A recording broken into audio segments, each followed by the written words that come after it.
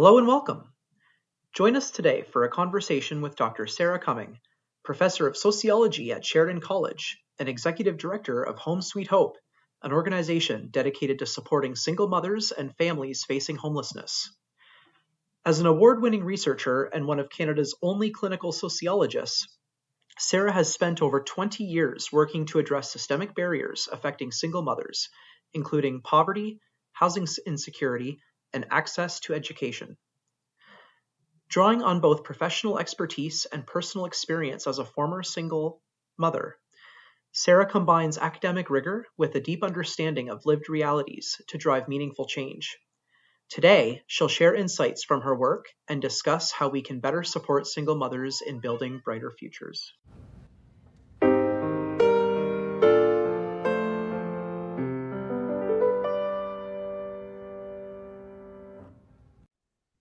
Okay. So Sara, what are you working on right now that you're most excited about? I think at Home Sweet Hope, we have seen over the last sort of since COVID, actually, we use the word pivot often. There's been this nonstop pivoting as we have to react to the new realities. And since then, one of our biggest realities is obviously the lack of affordable housing. And our program is prefaced on a housing first principle. And so we offer wraparound services to make sure that women get an education and employable skills and then get work. But you can only do that if housing exists. And so really, we are working really hard on an affordable housing plan and working with builders and partners to sort of long-term lease affordability. And that's exciting for me because it changes not only the direction in which we've been working, because we have been working for the last 10 years with a subsidy from the region. And that's great, but as pricing has gone up and up and up, that subsidy has gone smaller and smaller for the number of people we can help. And so we've actually had to reduce the number of people we've helped since 2019 because of the housing inflation.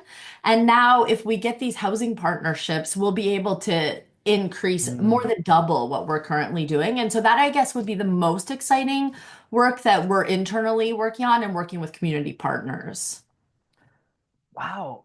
Okay. So can I just ask, like, what, Yeah. when you say housing partnerships, does that involve like developers? Does it involve community organizations? Like, what do those relationships look like? A little bit of both. In 2020, we started a sort of internally an affordable housing campaign. And that was really at first, we need our own housing. We need to own housing. How can we make that happen? And it became pretty apparent that as a little not-for-profit, not only, even if we could do a capital campaign and raise all the money to have our own building, we have to raise every cent from zero every January, and we're $1 million agency. So I have to raise $1 million in donations every year. And that is difficult enough Mm. without adding in having to run a building. And so then we started to really think, okay, we need units. They need to be affordable. How can we do this? And Halton specifically, you have to have a percentage of your build has to be affordable. And Mm. so new projects, it makes sense for them to partner with organizations, and we're ready set for that. And there's so much stigma around people who are receiving benefits of any kind, whether that's specifically with a not-for-profit or social assistance, that builders and developers have been hesitant to make those agreements. But we have such a fulsome program with such good outcomes that we're a great partner. And so we really started Mm. negotiating partnerships. And what those look like is long-term leases. So they, in some builds are, we have a brand new one on Old Bronte, and we have an apartment there, and we have an 8-year lease for that apartment at a very, very affordable rent. And that's to test it out and see how it works. And then the builder can decide, the owner can decide to prolong that. And we're currently working on a partnership with the new build that's going through some town approvals right now, but that's for 25 units for 20 years. And so For 20 these types of years. arrangements allow for the longevity of our organization. They are good for the builders because they need to have an affordable option. And so Mm. I think it's meeting those. And in this new build that we're working on right now, if it comes to fruition, it will have a community hub. So there will be life skills taught in the building. There will be support staff in the building. There will be a partnership with Sheridan College for their social service workers, students to come and work in the building, and potentially even a childcare center right in the building. And so really taking what we've learned in the not-for-profit, like in ours, which is a full wraparound model, and figuring out how to bring agencies together in an affordable build to work together to make sure that all of the people in the building have these services wrapped around where they are so they don't have to travel to you. Mm. And so if the town approves everything, we're super excited about being a partner in this. And these are the types of partnerships we've been building on. We also have 5 units being built in Georgetown currently on Guelph Street in partnership with another not-for-profit. And so we've been doing these partnerships in the hopes that we can expand our services. Wow. I mean Mm. that's quite a lot, Sarah. Wow. Mhm. I'm really excited by the potential for the wraparound care and services and like right where people are at. Like I think like Yeah. you mentioned, because that's something that comes up as a theme for us in the work we're doing with housing and homelessness at CDH. Like the like place matters, like where you are and who you're surrounded with matters. And a big barrier for folks often is, being able to access services where they're already at. Yeah, and for us, if you think about this, so we ask a lot of our single parents. And the thing I think that people forget often about single parents is that there's only one of them, and they have these competing demands on them all the time. And so most don't have their own vehicles because it's too expensive to have your own vehicle. So now you're on a childcare wait list. You get childcare wherever a space opens up if you're lucky enough to get it. And so now you live in Milton and your daycare is a 20-minute bus ride. So you get on your bus, and then you need to take another bus to get to Sheridan College in Trafalgar in Oakville for 9 a.m. And so the complication of that is enough. But then you add in, you need to get to a food bank, you need to get to your caseworker Mm. support, you need to get to your psychotherapist, you need to get to your addiction counselor. And suddenly we're asking them, like, find work, find work, find work. When is their time to find work? And so we really believe in this hub model. I want the participants to have a one-stop shop so that the rest of your life is complicated enough. This shouldn't be complicated. So I have an in-house psychotherapist. You come to me for your case management and you get to have your therapy within the same time frame. We get food drop-offs so you can pick them up. We have all these things so that people are just coming once. Mm. Mm. I mean, you really spoke to the second question, which was why is it important to you? Given that folks have all these demands on their time and that wraparound model really helps address that. Is there anything else you'd like to speak to as to why Yeah. that specifically is important for you? Steve, I'll give a little personal antidote. People in the town that know me well in the Halton region actually know this about me. I grew up with a teenage single mom. And then I became a single mom in my early 20s, and I know how difficult that was. I was very, very lucky. People often say, well, you could do it, so why can't they do it? My life is very different in Mm. that I had supportive family members. I had a step parent who could co-sign for a car loan. Like I had things that made my life easier. And so I have seen through research, I did my all of my degrees on single mother resiliency in different Mm. forms. And I have seen time and time again that we put barriers up to success instead of helping people get over those barriers. And so when we make it so that we can help them take those barriers down, they become more and more successful. And we see that at Home Sweet Hope. We're seeing the generational impact now of our programming. So anyone who comes into our programming was a homeless single mother or precariously housed on the cusp of being homeless. Mm. And we pre-pandemic were 100% successful. 100% of our graduates of the 4-year wraparound program left social assistance fully employed without subsidized housing. Post-pandemic, our numbers are not as high. They're still very, very high in education attainment and job attainment. Unfortunately, housing is so expensive. We don't have the Mm. same statistic. It's 84% are leaving without any subsidy in housing. And that's because we know the wraparound is the way in which this works. It is the Hmm. way to support women so that they can overcome one barrier at a time. And but offering it all in-house in one spot, offering one caseworker who can navigate all of those things at the same time is what propels that. And now we have seen four of our graduates, their children are in post-secondary school now with scholarships. And that's pretty spectacular because we know that poverty is often generational, Yeah. as is educational attainment. And so often our moms are coming to us as the first people in their family ever to finish high school, never mind get into a program. And now we're seeing their children also into those programs. So empowering.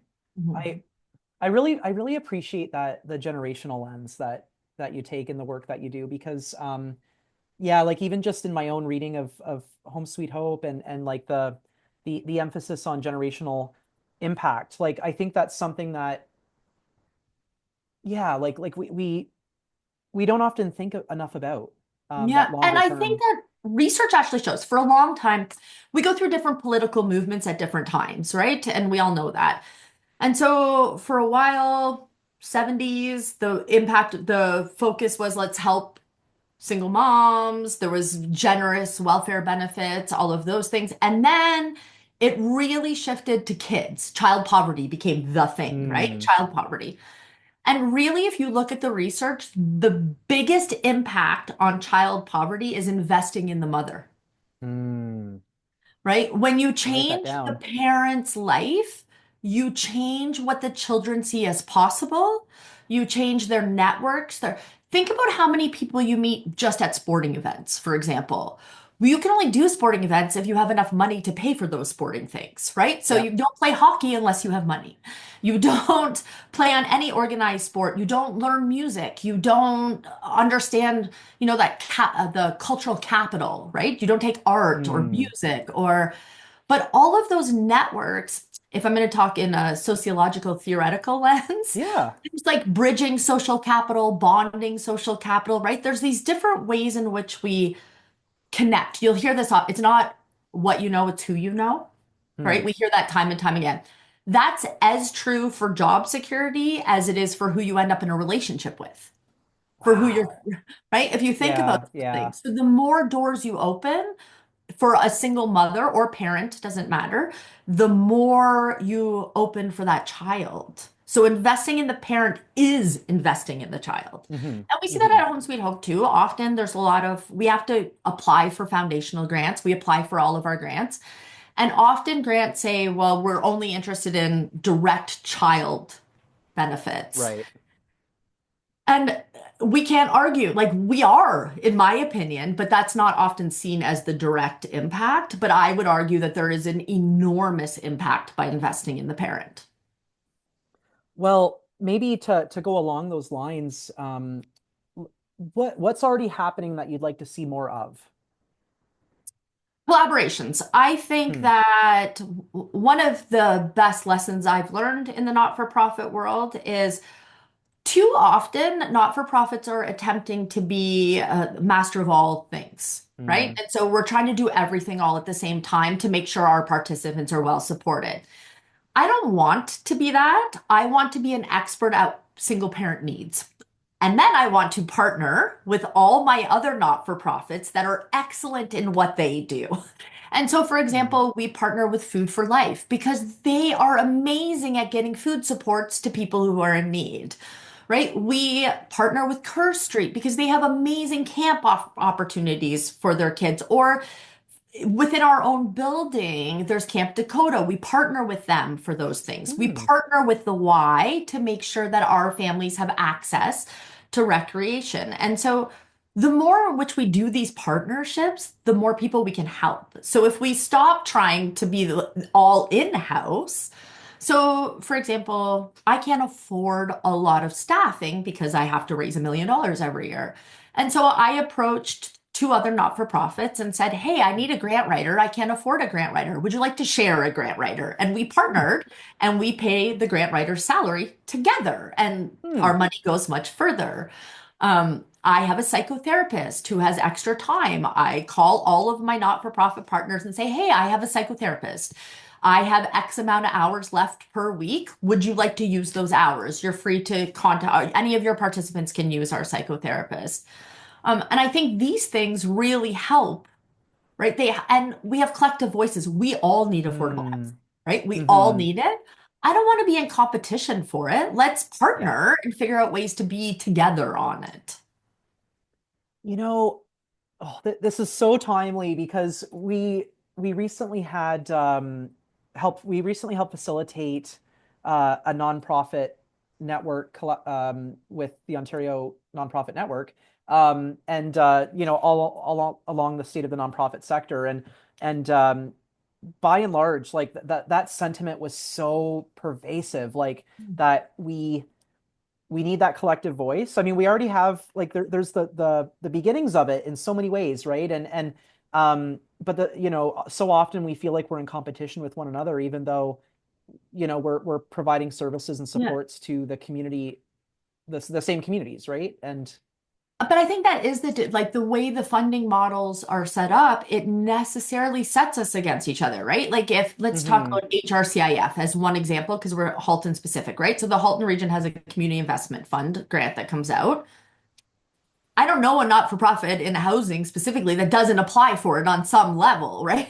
right. And so that they don't have enough funds to give it to us all, which means if we're not working together, we're working against each other. Like that's just the way it is. And so I have been really focused, and my next strategic plan that's about to launch has is very focused on these collaborations, on these sharing of resources, on even Mm. my office space. Like we work hybrid right now. Other offices are working hybrid. Why are we all paying for office space? How about you use my office half the time? I use it half the time.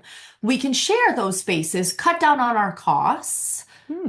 and maximize use. Like, why are we all working like that? We can work together. And I think I would like to see more of that and people to feel less in competition and more collaborative.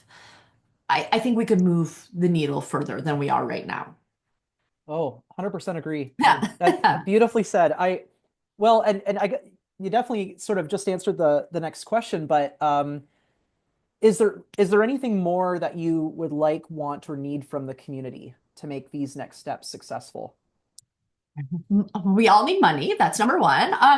I think there's a couple of things. One is to be politically engaged, which I'll come back to. The second is really, we unfortunately are in an area that suffers from a really large NIMBYism. Mm, And is Oakville specifically, which is where my not-for-profit is located, even though I serve the whole Halton region, my office is in Oakville. Um, it has been a very blessed community. It's a wealthy community. It is for the first time in history seeing encampments and things like this popping hmm up, which they're very much not used to. But the idea that if we build affordability, it's going to bring problems into the city still exists. And the truth is, mm, affordability is not just an issue for someone on social assistance or somebody who has disability related issues.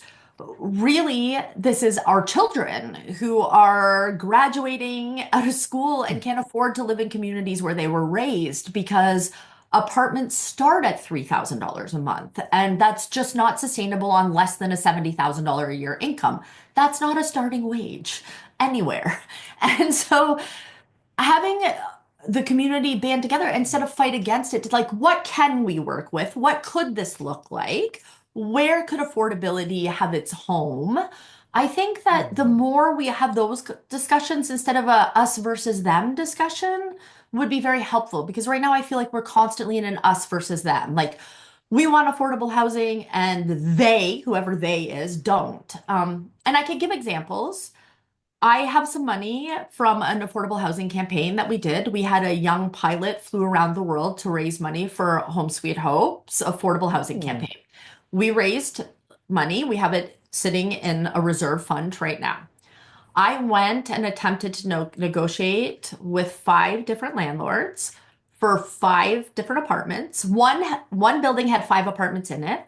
I was going to prepay the rent for an entire year up front Wow. I was going to be the guarantor on the lease for my single mothers who are going to school full time. And every single one of those places said, no, we don't want Mm, those people in our building. And they used those people as the term. And like, those people are the women who stuck with their children while the fathers disappeared somewhere else. Those people are people going to school full time to better their children's lives. Those people have no mental health or mm, addiction issues when they're in our programming because there's all kinds of requirements to get in our programming, but they still didn't want those. So what they meant is we don't want poverty. mm. We don't want any poverty around here. And so we have to work on that. Like, who's poor in Oakville and in Halton is getting larger and larger and larger because you have Yeah. to have a wage of $26 an hour just to be at a living To wage. exist And there. even that's arguable, in my opinion. Right. And so I would like to see that. And when I said politically engaged, a lot of announcements have been made locally.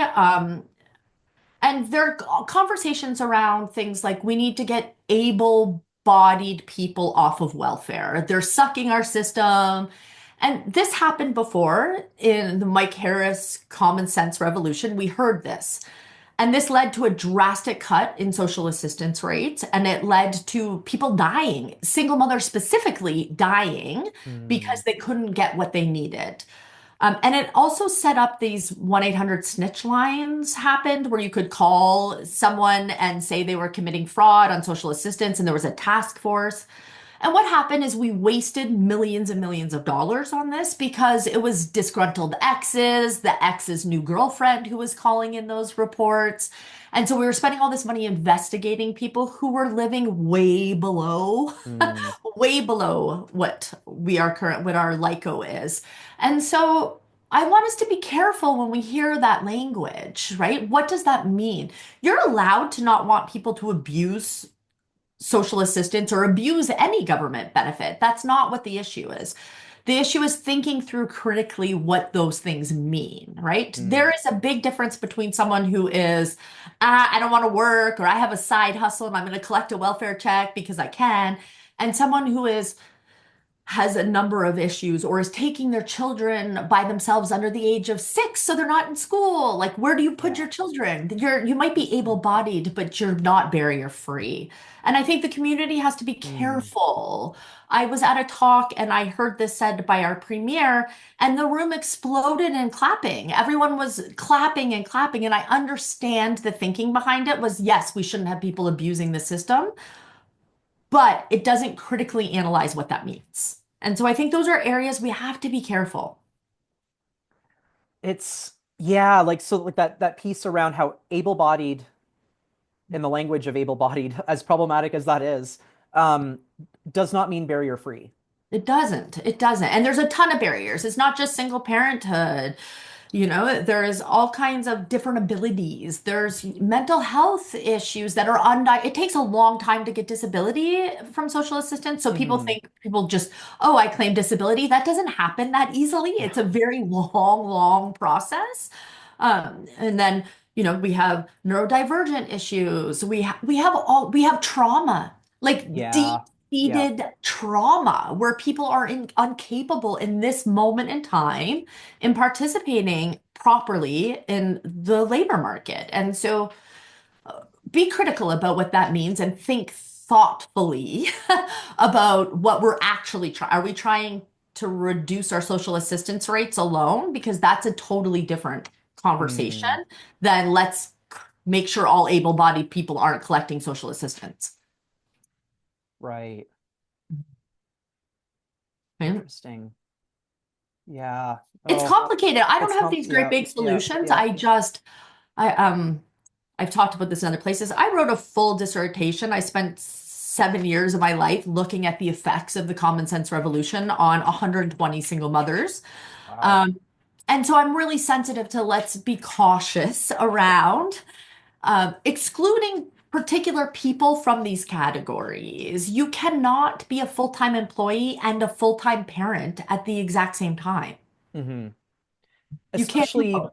with the scarcity of affordable childcare, for example, which like all these other intersecting things that impact single Yes. mothers specifically.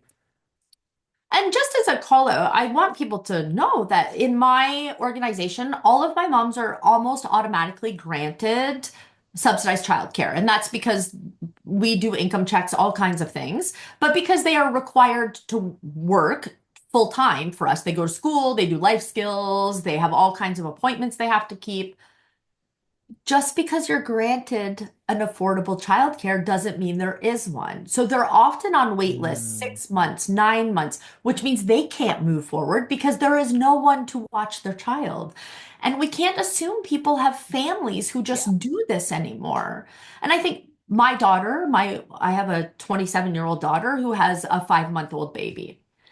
If people are assuming that her parents are going to watch her child, I have a full-time career. We're Mm, not living in that era anymore. And so there isn't that. Like I'm not going to quit my job and be a full-time childcare. And so these assumptions are very problematic. mm. So from where you stand, Sarah, what would the best thing be that could happen? What's the best thing that could happen? A guaranteed income would be my Mm, number one start. I think a guaranteed income takes so many of these problems away. We're not trying to navigate social assistance and subsidize this and subsidize that. Um, is number one. And that's like saying I want us all to make equal wages at this point. But um, having affordable access to housing would solve so many problems in the community. When people feel safe in their homes, they can move forward. And it doesn't matter who those mm, people are. But I want you to even think about addiction. I understand that addiction issues are very complicated, and a lot of people are afraid to deal with any individuals who have addiction. But if you're sleeping on a street every day, the likelihood that you can combat addiction is much smaller than if you have a safe home and a supportive yeah. network, right? And so, any level that we want to look at, to have a fully inclusive society, to we know that the more people feel included in the society, the more they're engaged. And being engaged means making sure your city looks good, taking care of it, being politically active. All of those things matter to build a sense of community. And that only happens when people feel valued. And when we tell people they're too poor to live in our cities, we're already devaluing them and we're devaluing their children. And this isn't the way we want to be. It's like a question of like what kind of community do we want to have, you know, like or do we want to be? What kind of community do we want to be?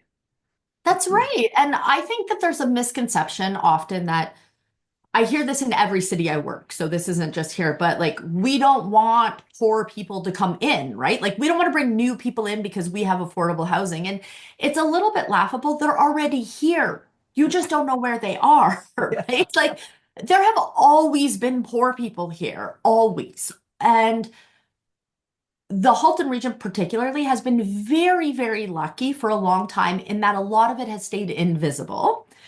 And invisible meaning people are couch surfing, people are inside shelter systems, Sleeping in a people are car. overhoused, sleeping in cars. We've had single moms with newborn babies found sleeping in their cars. That's how they came into our program. Mm, And so but what we're seeing now, because nobody's dealt with the invisible homelessness, is it's becoming very visible.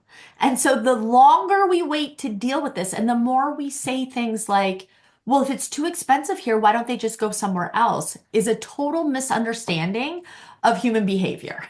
mm, People stay homeless in these cities because it's where every resource they have is. It's where their family is. It's where they know it's where their mental health person is. All of it's where their doctor is.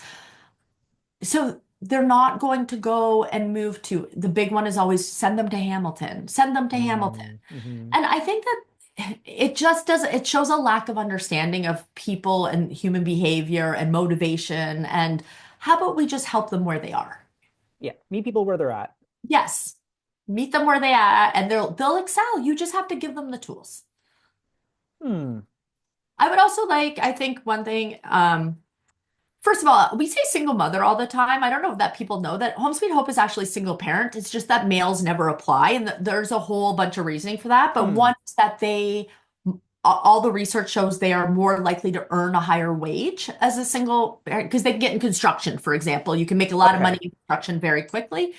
Also, when you're a single dad, people tend to flock to you to take care of your children because it's seen as an admirable thing, right? Like, Right. oh, let me help you. But like women are just supposed to do the job. And Taken so for we're granted. all single parents. The other is that we're evolving. We used to really be focused on single moms who wanted to go to post-secondary school. That was our programming. And now we're expanding. We recognize that that is not everybody's lived reality anymore. We also realize that there are all kinds of training programs that have nothing to do with a full-time college or university degree. And so we're expanding that programming to helping single parents across the region in all kinds of different ways.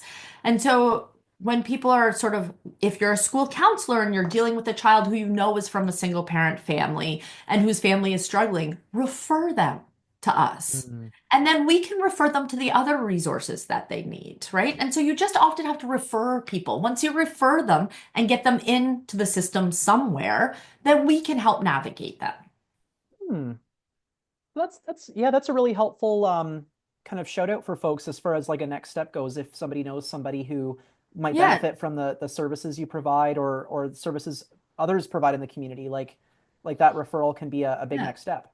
That's right. And because when you refer to me, if you refer a single parent to me and you're not really clear, there just seems to be some struggling issues, and we do an assessment and we discover, oh, we really need a therapist, and there's Hmm. some life skills lacking. Well, we have a therapist and we have life skill curriculum. Both of those things are accomplished, or they just need access to more resources, and they have a child who is autistic and they're not being serviced well. Well, we'll do the referral and get you those services to Hmm. help you and get you the respite care. And so often you just need to get opened up to one not-for-profit to open Right. up the rest. Oh, so I just got a chill just now. You I don't know really what like you that. don't know, right? Often Yeah. single mothers come to us and say, like, I never knew anything like this existed. And like aren't attached to a food bank, aren't attached to a therapist, had no idea that there was respite care available when they're struggling with children with special needs, right? They have no idea. And so they're struggling in such terrible ways that they don't have to. But they didn't Hmm. know how to get Hmm. in. So you just got to get them in and then Yeah. we can start to work on it. Just get in the door and Just this get in the really door. it really speaks to like we're talking earlier about how like the value of nonprofits having a collective voice with advocacy and sharing resources for economic support, but also like those relationships among nonprofits are so key to Yes, most importantly helping the people that need us, and that's what I think what you're speaking to, if I'm understanding. And 100%. um I wanted I to also ask. think on that, Oh, sorry, Andrew. no, go for it. I think we also, not-for-profits have to have a better mechanism, I think, working together because there is a lot of turnover rate in the not-for-profit field. Um, and so often when one person leaves a not-for-profit, you lose that connection to the not-for-profit and it takes a long time to Mm. rebuild it. And I think not-for-profits could do a better job of, I'll call it succession planning, although that usually means who's the next ED, but of like planning, okay, when this person leaves, who's taking over all the resource connections so that we don't Mm. lose that every time. Because often we're rebuilding and rebuilding, and that's just wasted time. We already had the connection. Like make sure two people in your organization always are connected to each other so that if one leaves, you're not taking all of it with that person. And not having to reinvent the wheel over and over again. Yeah, I feel like too many places are often reinventing the wheel over and over and over again. So, I mean, just off of that, the final question I have for you is, who else is doing interesting work to support single parents or single mothers in particular in the community that you appreciate? I would argue, so I think that there's a couple really interesting organizations, Shifra being one of them. So Shifra is a maternity home. I think there's two homes now, actually, maybe even working on a third. And so this is for unhoused pregnant women, and Mm. they can go there and they stay for up to 6 months, I believe. And often they are referred to us from there if school or next steps seem. But they offer really a nurturing in-house, the women all live in a house together. They get maternal care. I think it's very important. I think it's terribly sad that we live in a place where we still need maternity homes. My mom was sent to a maternity home when she was pregnant with me, and my dad went and got her, and they got married when they were 16 and 18 so Oh. that she didn't have to stay in a maternity home. So I find it really quite terrible that we still need it, but amazing that we still have it. And then the other one I would say is Halton Women's Place happens to be one of our Mm. biggest partners, collaborators. And so that's the domestic violence shelter. So often by the hands of that violence, we end up with single parents. And so not all women in that shelter are single mothers or are mothers, but a good portion of them are. And so they really, first make sure they're safe, help to rebuild, make sure that trauma is dealt with. They have a ton of counseling. And then when they're ready for next steps, often they'll refer to us, or sometimes people don't need us, right? This event changed their life trajectory. So they just Mhm. needed somebody to hold them. And so I think those two organizations, when I think about when I'm like, okay, what's happening with single mothers in the community? The other one that I work quite closely with is Halton Multicultural Center, and that's Mm. because they have new immigrant. And unfortunately, we find sometimes when new immigrants come to Canada, they come as a family, and for whatever reason, the husband's fathers, for whatever reason, don't stay in Canada. There's a number of reasons, and they leave the woman here with the children, and they don't have the skills or resources. They Mm. often come from countries when their whole expectation was always to be a stay-at-home parent. That is their role in society. And so that is, I like if you think about layers of difficulty when you've been Mhm. raised for 45 years to think your only role in your community is to raise your children and take care of your husband. And then you're in Canada where that is not the expectation. So they do a lot of the transitional work with those families, and then they will also refer to us if people are ready for the next stage. Oh, okay. So really, Yeah. like that's so interesting because like just with those three organizations, like you're really speaking to the interconnections and what the referral process looks like and how it Yeah. like what it looks like for folks to navigate these supports. And And quite I honestly, yeah. Steve, like I think that one of the things that people don't really take into account is a woman or anyone, but in this form, we're talking about single moms. Their ability to maneuver through these systems is solely dependent on that first caseworker's interaction with them. Does the caseworker give them the information they actually need? And is the caseworker well informed on all the services that are provided? Because we often find that someone is in a system somewhere, whatever that not-for-profit is, and they're there for a couple of years and then they move out. And then, like 3 years later, we find them homeless again and they never knew we existed. And it was because there was a new caseworker who had never heard of Home Sweet Hope or any of the other places. And so those network, Hmm. I think CDH does this well, but having the opportunity to bring everyone together, I think we should have speed dating sessions.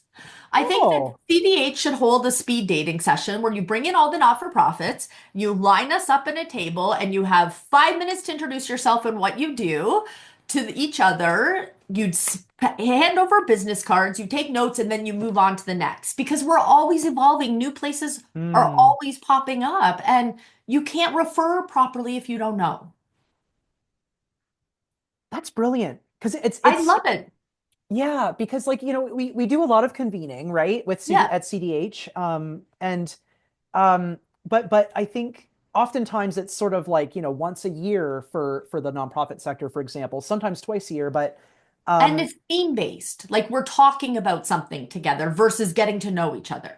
yeah, and I really like this idea of the speed dating because Yes. it's recognizing that it's a way to address that turnover challenge that a lot of us often Yeah. have.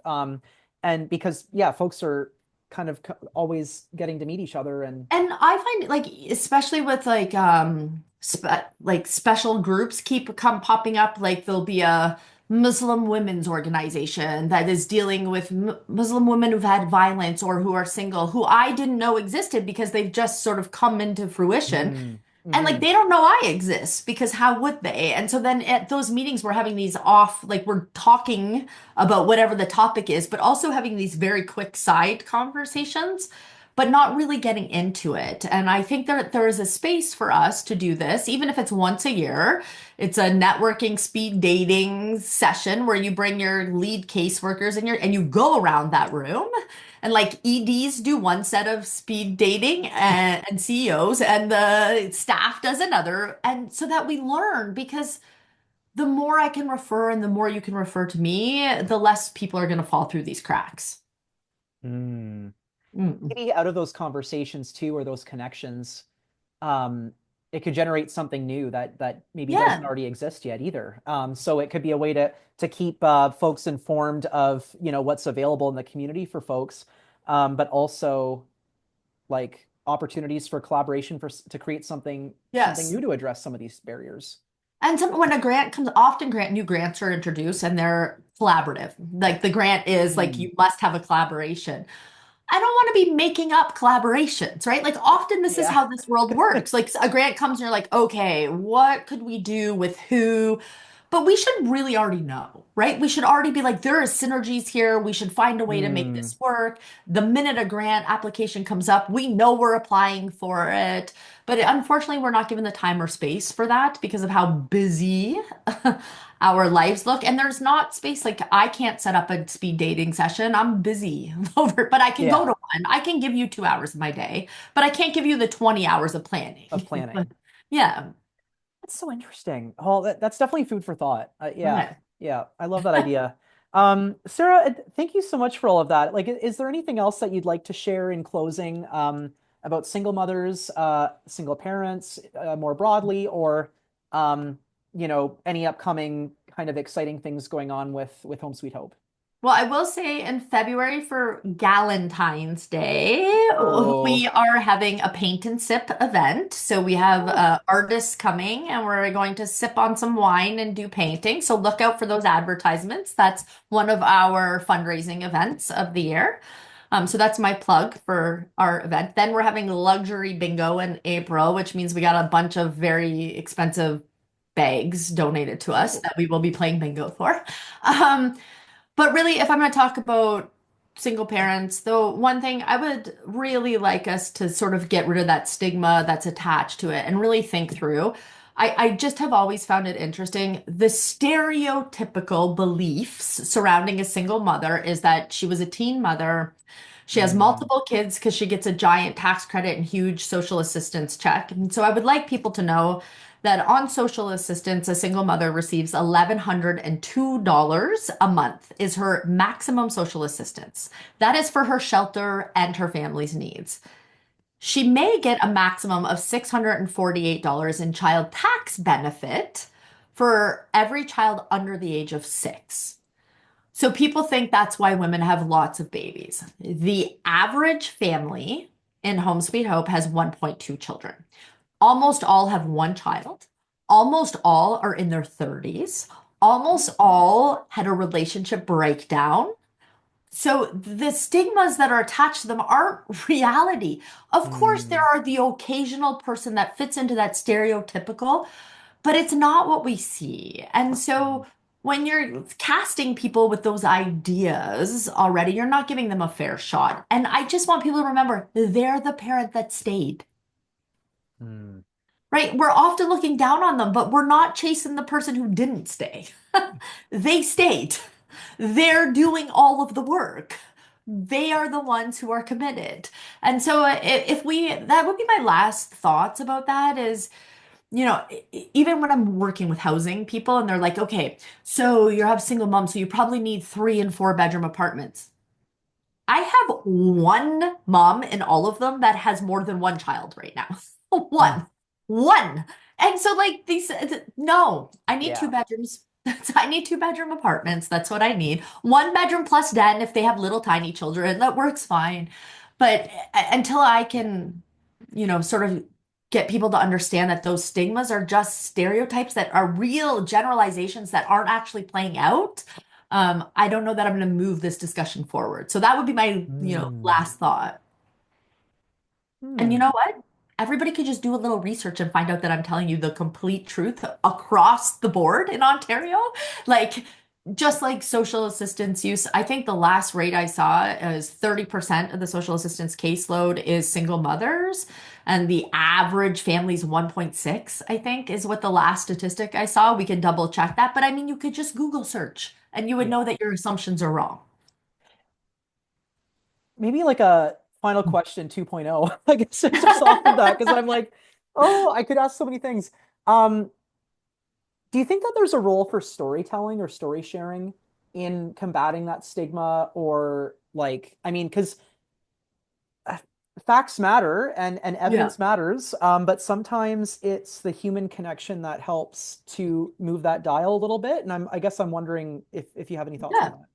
Yeah, I actually love storytelling. I'm a professor at Sheridan as well. We actually have a professor of storytelling, narrativity, Oh, at Sheridan. And so I think that this is a really important part. What I do have difficulty with, though, is um, in this community, in all communities, I don't want to say this community, anywhere that you work, you find this. They want me to parade the single mothers in front of people in order for people to invest in us. And their lives are traumatic yeah. often. They've had a lot of trauma and they're rebuilding themselves up. And we're trying really hard to make them feel included in their cities. And so for people who don't know, currently all of my participants live in apartments spread out. No one knows where because they're not affordable housing units. We just pay the rent directly, so no one knows. Yeah. Um, and that's good for them. Um, but I think I lost my train of thought there, Stephen. First time it happened. I'm sorry. Repeat your Oh, question that's for okay. me. Oh, storytelling. Storytelling. Sorry. It's my age. Sorry. No Uh, worries. and so I want to be cautious. I want storytelling that is positive and uplifting and not the, Hmm. oh, I feel so sad for that person. Their life is so bad and now I feel good about my life. And I think that's a fine line often when we're storytelling, right? Like everybody who funds you is like, we want a mom to come to our event and talk to us. And like, how do you ask that of people who are Yeah. in traumatic situations? And so we have a lot of graduates who will now come back because they've graduated and they've made it and they feel good about where their lives are. So They're in they a have different no problem place. coming back, but not when they're in the depths of it, Yeah. Yeah. right? And so I always think that that's a little bit of a finding the right moments. And that we actually hired, not hired, we had an intern this past semester from Sheridan's creative writing and publishing program, Oh, their degree program. And so that student spent the whole semester storytelling for us. So has written a bunch of these things to help us with this a little bit. Okay. Yeah. That's an exciting, I mean, speaking of collaboration, like that's an exciting I collaboration. would say that also, if I could, about collaborations. I think people, I have the insight. I'm a professor at Sheridan, so I know what's there. I think when we think interns, we often think, okay, well, there's a social service worker, I have caseworkers, we'll take that intern. But you can get interns that that do data collection, that do data Yeah. analysis, that do interactive design, right? That do marketing, and you just have to think creatively about that. Like you could have students you're training and mentoring, you're giving them amazing experience, but they have a skill set that you can't afford. Right. And so it's Mm, such a hmm. good reciprocal relationship if you can think outside and you just contact them and say, hey, I'm looking for someone who does this. And there's lines ups of students that are willing or have to have internships or Mm. placements. So we have benefited a lot from that relationship. Like we've had game designers do video games for our life skills curriculum. So like you can play a video game to grocery shop in our life skills and they built the whole thing. And Oh, we had wow. teams of interactive designers who built applied activities for all of our life skills. So like when you're budgeting, it's a template and it's actually populating as you're going because they built Mm. those. And those were students looking for placements. So I think when I'm saying collaboration, I'm really thinking like think way beyond your normal Yeah, get creative collaboration. about it.